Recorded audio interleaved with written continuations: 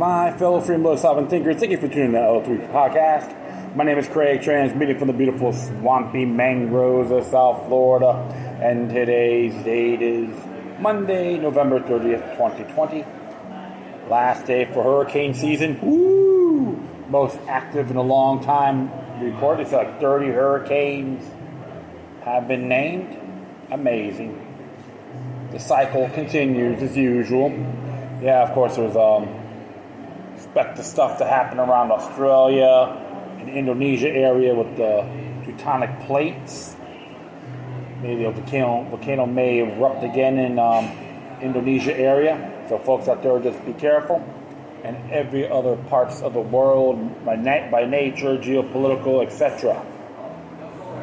Well, before I do my show, I'm gonna do something here in reference to GoFundMe.com. It's a gentleman named Billy, and it was actually organized by William Bryan. Billy Cancer's Treatment. A good friend of mine, Mike Rivera, shared this, and I thank him for that. And it says here, September 30th,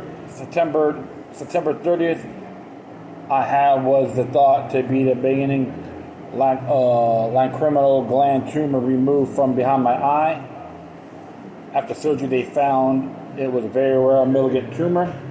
This is very aggressive, and it's already grown back larger than the one I had removed. I start 3 rounds of chemotherapy on December 2nd, and will most likely need another surgery and 6 to 7 weeks of radiation therapy after.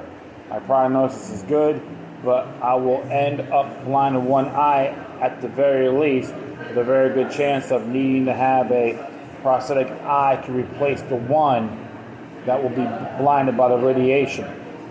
With all that has gone on the year, money is in short supply, and we are looking at a growing mountain of bills and lost time at work from treatments and surgery. If you don't have any extra to help, it'll be greatly appreciated. We'll get through this one way or another. Thank you, Billy and Avail. Right now he's going to try to raise $20,000, and so far he got $4,977. So how to make that announcement is important, and he's well known in the music industry as well. So I can thank Mike Rivera for sharing it on Facebook, and I did relate it on my page as well. Because hey, always gotta give your neighbors a hand, give them a little love the best you can. All right, so wish him well. Be healthy and vigilant, as everyone out there is listening. I will post this on my Spreaker page, so it's all well and good. So, speaking of geopolitics here, we're gonna be interesting thing came out. Like a couple of hours ago or so. This was written from the Epoch Times, and it says here, poll challenger, Dominion contractor saying voting machines in Detroit were connected to internet. It is by Bowen Zayo, and came out today, of course. Says here, a contract for Dominion voting systems who performed IT work at the TCS Center in Michigan, and a former state senator who was a poll challenger, both say that the voting machines used in the November 3rd election were connected to the internet. Melissa Carone, a freelance IT worker who submitted a sworn affidavit on November 10th detailing a barrage of what she called fraudulent actions during her time at the voting center, and she was called into a hotel in Allen Park on November 2nd where the whole Dominion team was staying in order to attend a training of sorts. In that hotel conference room, there was a tabulator and an injunction machine. The team was told to walk around the room and look at it. Carone said the Dominion manager, the man who initially connected her for the position, talked for around an hour telling the team where they were going to be assigned for the election. And one moment here, I'm going to take care of something. Alright, cool. Just because my phone rings, I got to put on airplane mode. So I'm on my phone right now. Looks like my app I'm about to clean out. I gotta clean out my hard drive. I got a little notebook I gotta work on. So as it says here in the conference room, there was a tabulator and an injunction machine. The team would sort of walk around the room and look at it. Jerome said a Dominion manager, the man who initially contacted her for the position, talked for around an hour telling the team where they were going to be assigned for the election.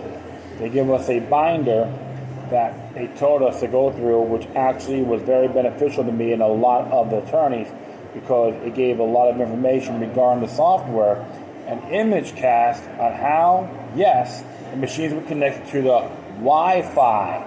Absolutely. She told the Epoch Times it even says it in there. Interesting.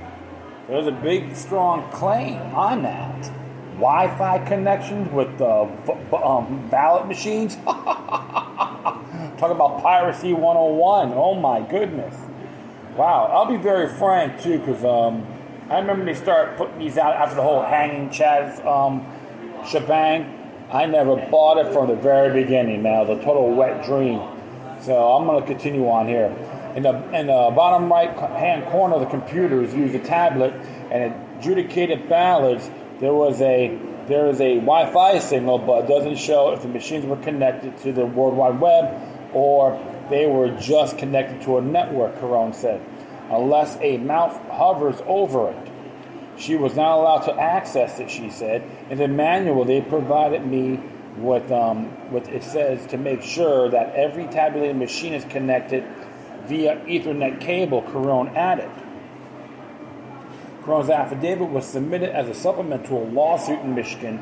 The suit was brought in early November by the Great Lakes Justice Center on behalf of Cheryl Cosentino and Edward McCall. Plaintiffs alleged that because of multiple irregularities, the election in Wayne County should be voided. Carone's main role was to assist Dominion with IT work. It involved inspecting the tabulated machines or adjudication machines and to help anybody who needed it. She would often open the tabulators to fix any paper jams or other issues with the machine. Patrick Colbeck, a former state senator, aerospace engineer, and a poll challenger at the TCF Center in Detroit, said in a sworn affidavit that the machines appear to have been connected to the internet. Colbeck said the area had a wireless router set up with networks called CPS staff and AV counter broadcast in the area. All it takes to confirm the connectivity status of a Windows computer is to roll the cursor over the LAN connection icon in the bottom right corner of the display. Where there is no internet connection, a unique icon showing a crosshatch globe appears. I proceeded to review the terminal screens for the tabulator and adjudicator computers, and I observed the icon that indicates internet connection to each terminal, according to Colbeck's affidavit. All the tablet computers were connected via Ethernet cables to a network router, Colbeck told the Epoch Times, and that router in turn was connected to another router that was connected to the adjudicators. Those were connected to another router firewall, which was connected to the internet, which was connected to the local data center. Anybody who understands IT knows that if one computer is connected on a network to the internet, all computers on that network are connected to the internet. And I know that the local data center was connected to the other networks, he added. Colbeck said he later approached some of the election officials at the center and told them they could dispel his concern by simply moving their mouse over the icon that pop up would appear indicating if the computer was connected to the internet or not. The officials would not move their mouse for him, Colbeck said. They told him to trust their word. Colbeck said a number of different affidavits have been submitted detailing some of the weird things happening on the network, he said. There were outages and error messages. The errors that popped on the computers with the tabulators and adjudicators was something called backup overflow, he said. That's not a standard Windows error message. What do you see? That error message is when you're trying to back up a SQL database. Now, each of one of these tabulators have their own SQL database built into that workstation, or they trying to connect to some outside database that was not local at the workstation. There's a little interesting here. There's a little like a guideline here, a plot on what they have here is all. According to this, Detroit Absentee Counting Board TCF facility, they have like Wi-Fi connection here, and routers and confirmed ether router that tells you the official station and all that, tabulation station. So yeah, so it's it's very interesting. So I am not too thrilled about this by any means. All right. And by many of the features of Dominion that are characterized as glitches are actually designed features of Dominion to help people manipulate the results of the election, Becker asserted. Voting machines connected to the internet are particularly vulnerable to hackers. According to a 2020 fact sheet published by the Michigan Bureau of Elections, voting machines cannot be connected to the internet during ballot tabulation, but the Bureau states that after counting is finished and a paper record is generated, some jurisdictions connect the machines to the internet to send unofficial results to the county clerk. On election day and the day after, Carone said she also witnessed countless workers rescanning batches of mail-in ballots at the TCF Center without disregarding them first, results in the ballot being counted 4 to 5 times in some instances. Now, workers were handed a batch of around 50 mail-in ballots at a time that they would run through tabulators, which would often get jammed. I witnessed countless workers rescanning the batches without discarding them first, which resulted in ballots being counted 4 to 5 times, said her affidavit. When she brought up these concerns to the Dominion manager, he told her, "Melissa, I don't want to hear it. We are here to assist with We are here to assist with IT. We are not here to run their election." Oh, so well, she actually, if she's a voter, especially if she votes in Wayne County or Michigan, yeah, it affects everybody. So I don't know running their election, right? Carone said an adjudication process normally involves both a Republican and Democratic judging the ballots, but during the night shift, she overheard 2 women talking about their political party. They were both Democrats. They decided to sit together. There was no oversight, she said. Nobody asking them any questions. It's just a free-for-all. Carone said she will soon submit a second sworn affidavit containing information she says will shine a lot of light on this and how it happened, since she has contacted FBI on 2 occasions and one instance speaking with the woman over an hour, but the Bureau never called her back or followed up with her after receiving her information. All right, so Carone and Dominion machines absolutely had the capacity to switch votes.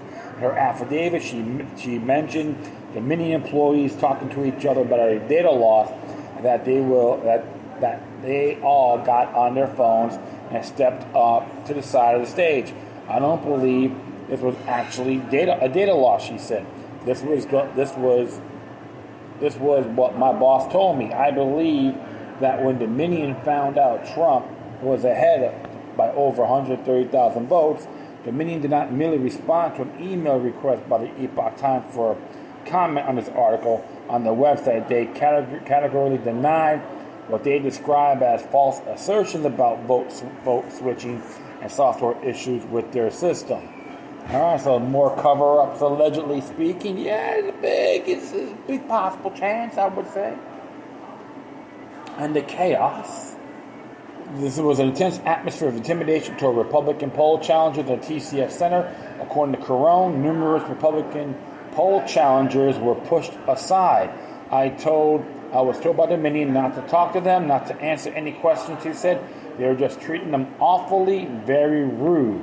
At one point during the night, steel ballot boxes were placed behind the poll counters. They were trying to create a barricade between the poll challengers and the counters, she said. As the night went on, more ballots got put into these boxes, and they would start stacking them, creating a higher barricade. Carone said in her affidavit that she was the only Republican working for Dominion Detroit. She described the atmosphere in the center as very tense. Dominion employees and city workers were making comments about people that had any kind of American flag on their attire, that they were automatically deemed Trump supporters, she said. They were just making comments saying how disgusting Trump is. So if I have a communist flag, they probably have me kiss the floor I walk on, right? or the Nazi flag. Come on, these people are like, according to her, these people here are so pathetic. All right, I just started acting like I was a Democrat because I didn't want them to get suspicious of it. She added, I was just very nervous, During her 24-hour shift, Carone said she did not see a single ballot for Trump. The next day, she did witness some. Carone said she did not have any faith in the integrity of Dominion software or tabulating process. Dominion had contacted her about the content of her affidavit or of her allegations. Has not. So, a lot of smoke, coke, and daggering going on. And I'll tell you one thing, folks. Like I said before, I never followed this hype 20 years ago about these computerized ballot boxing machines. Not impressed at all. And I'll tell you one thing, a lot of stuff's going to be backfiring. And what we got so far, some information I've been listening to, a lot of stuff that's going on is called treason. Even though those fact checkers from Facebook don't like it, but I don't give a damn what they think. If we could pathetic stooges want to tell me what I can post, what I can't post, what's false or not, or what's false or true. Come on. But they say so? Oh yeah, because we're journalists. Who cares? Always observe responsibly, folks. Question everything. How accurate is the information? That's how you got to look at these things. And even with the Epoch Times, I got to say, at least you can make that own judgment. And I know they've been doing fact checking on them as well. Stuff I post on there. Give me a break. Well, I'll tell you one thing. This stuff's going to backfire, and January 6th, it's going to be a very interesting time, especially around January 6th. So I'm not saying it's set in stone, but prepare yourselves out there, because you can take, if this is part of this whole color revolution, you're being played and being used by the banksters. They're just their little puppets or bellboys and bellgirls, okay? Her conformed hacks. So, hey, I'll just say this, like President Trump or not, let him challenge the damn thing all the way to the end. I support it because he has that right. And I'll be right back, so stick around. Alright, well, just to let you folks know, I am at Downtown Saloon, located at 10 South New River Drive in the heart of Fort Lauderdale, Florida, right along the river. Courthouse, all that good stuff. Outside the east, southeast section of the Andrews Avenue Bridge. Been around since 1996. Pretty cool place, I like it. They put up with me too for all these years. So I'm going to do one more here. This came out from the American Free Press. Actually came on website today. And I was reading a lot of articles here. And this is a reference to what's going on. And this one's entitled, "The Left's Plan to Punish Trump Enablers." It's called Revenge, okay?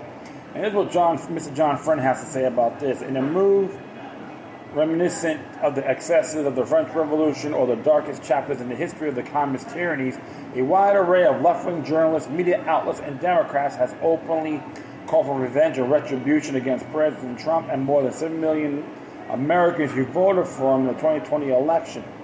These are the same voters that Hillary Clinton called deplorable in 2016.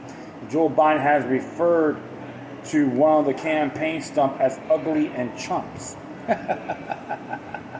Yeah, he's the chosen one, right? Hey, at least I'd be ugly and a chump and a New World Order butt boy, right? That's Joe Biden, not my president-elect, which is still invalid until January 6th, okay? So, Robert Reich, a former Secretary of Labor under President Bill Clinton and a professor at the University of California, Berkeley, argued in late October that once Trump was defeated, a Truth and Reconciliation Commission would be needed to erase Trump's lies, comfort for those who have been harmed by his hatefulness, and name every official, politician, executive, and media mogul whose greed and cowardice enables this catastrophe.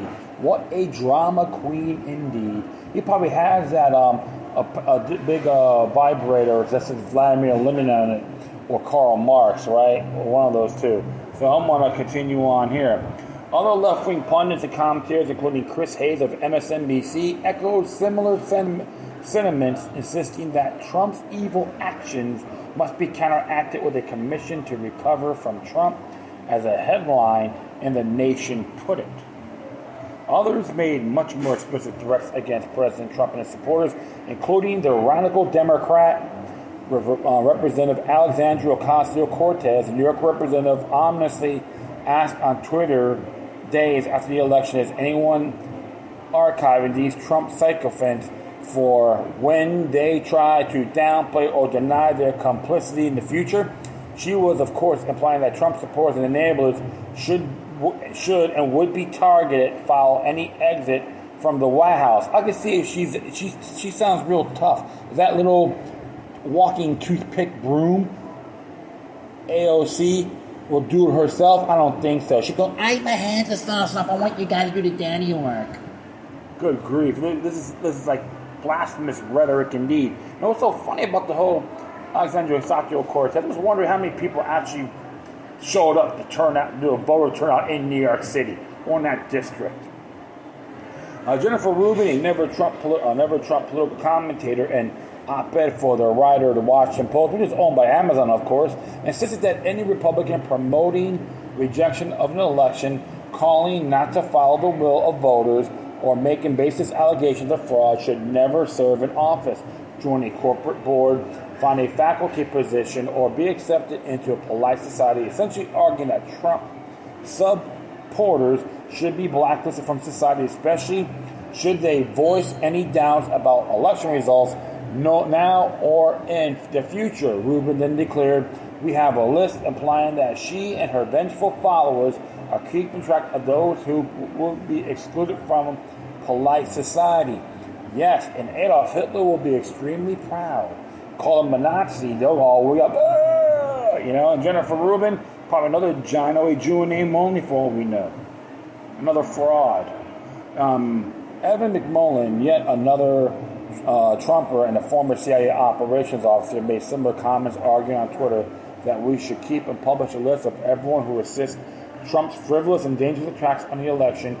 Name and shame forever, McMullen insisted.